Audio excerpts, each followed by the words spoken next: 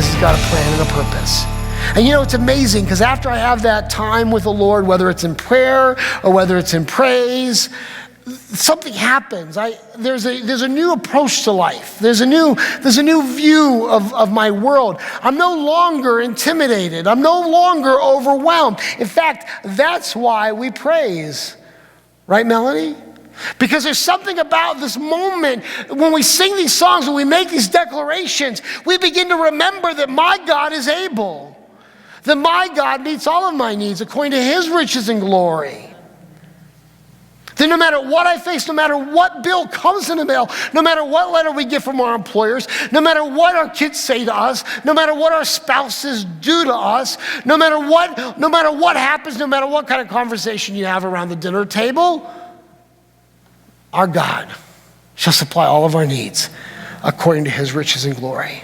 How are you able to stay thankful? How are you able to stay grateful in moments like this? How are you able to maintain joyful? Because you never stop praying. You never stop believing. I guarantee that it was in those moments, because I've been there in my own life, where the pilgrims wanted to give up. They wanted to throw in the towel. But yet they continue to pray that, God, we believe that you've got a plan. That these that have died have not died in vain, but God, you know what you're doing. And even though we can no longer have them here anymore amongst us, even though our lives are forever going to be changed because of their absence, God, we know that we're going to see them again someday. We know that we have a blessed hope that when we die, we go from this world to another, that you will be there and we'll be able to interact with our loved ones that have died. We're going to be able to celebrate because we're come home finally. Amen?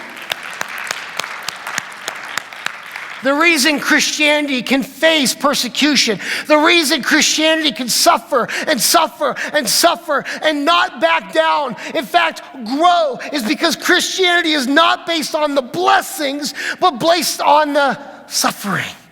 Because all of it comes down to this idea that our God will take care of us.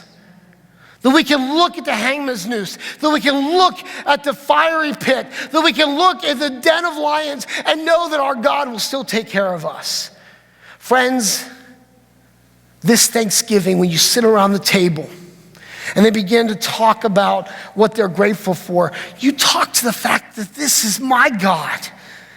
He's never abandoned me. Use this opportunity in the midst of your suffering, because nobody knows you're suffering more than your family does.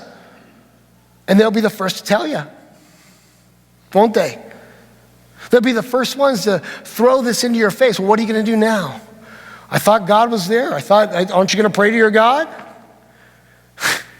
Use this moment to put God back on the shelf and to say, this is who I worship.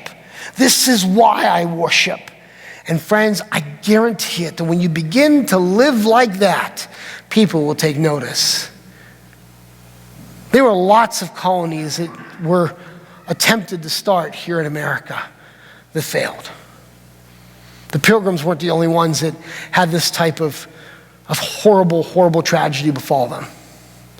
But we remember the Pilgrims because of God's providence, because of God's plan. It was the Pilgrims, it was the Puritans with their desire for holiness, their desire for truth, their desire to worship God in their own way that birthed the seeds of this nation. Why do we have religious freedom? Why did we become a Christian nation? Because God moved on the hearts of the Puritans to never give up, to never surrender, to burn their ships, and to move on. Let's bow our heads this morning. Hebrews chapter 11, verse 1 says, now faith is the substance of things hoped for, the evidence of things not seen. Peace in the midst of persecution, in the midst of pain, can only come when we create a faith that's based on the fact of who God is, not by chance. That we don't just live our lives hoping for the best. We live our lives knowing the best. Hey, thank you for watching Woodland Church YouTube channel. If you enjoy this message, take a minute, click the subscribe button on your screen. In that way, you don't have to miss a single video. And if this ministry has impacted you and you'd like to partner with us to continue to reach others, you can click the link in the description below to give now.